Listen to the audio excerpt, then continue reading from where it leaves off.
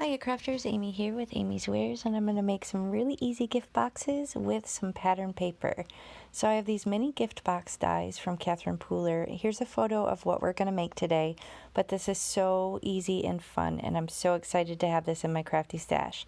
So you can see there's some really gorgeous other dies that come along with this set, but I'm just going to use the actual dies to cut out these little gift boxes. There were some sentiments. There's actually a little thing to make a bow and all sorts of good stuff. So here I'm just flipping through my folder of pattern paper scraps. This is a really great way to use up that pattern paper if you struggle finding different ways to use it. So basically I'm going to take these two big dies and I'm going to put them down with some mint tape right on the pattern paper and run it through my die cutting machine. You'll see I did have to kind of split it because this was too wide for my Spellbinders Platinum 6. So I did have to cut these into two separate pieces to go through. But basically you just cut out these two pieces and this is all you're going to need to attach together to create these adorable little gift boxes.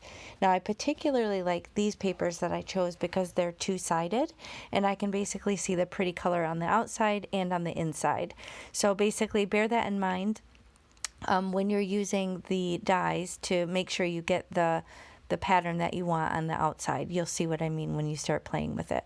But basically I'm just reinforcing all the creases that get put in through the die, and I'm reinforcing them with my bone folder. But once I have these two pieces, I'm able to kind of fiddle with them a little bit and figure out where I need to apply the tape. It's really quite simple. So the really thin edges that fold over, those are the ones that are going to attach the two side pieces together, and then the also little flaps only on the bottom, you put a little bit of tape on those. Honestly, that's probably optional. I just really wanted to make sure that the box was sturdy and wasn't going to open on the bottom, but I suppose you could skip this step.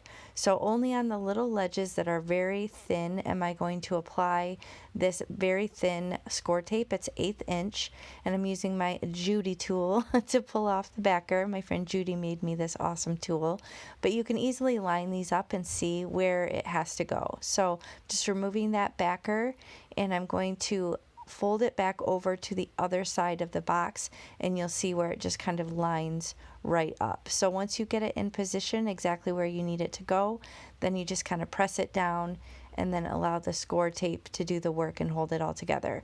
So again, I did this optional bit on the bottom. You could probably skip this step, but I wanted to make sure that the bottom part of the box stayed closed. So I'm going to remove these fiddly little pieces of backer, and then I'm going to carefully close that bottom portion of the box and then have that glue as well to kind of hold it closed. So again, you do you on this part if you want to go this extra step, but I didn't want it to pop open once I put, the gift in there.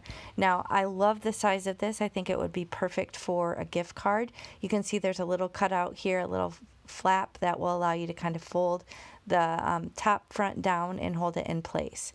So you can see here I have a pair of polymer clay earrings that I made. This is another little side hobby of mine, is making various different things like jewelry, but these are polymer clay earrings, and I have them on one of my business cards, and it fits perfectly in this little box. So great for something like that, or maybe a little chocolate bar or a gift card. So lots of options. It's an awesome die.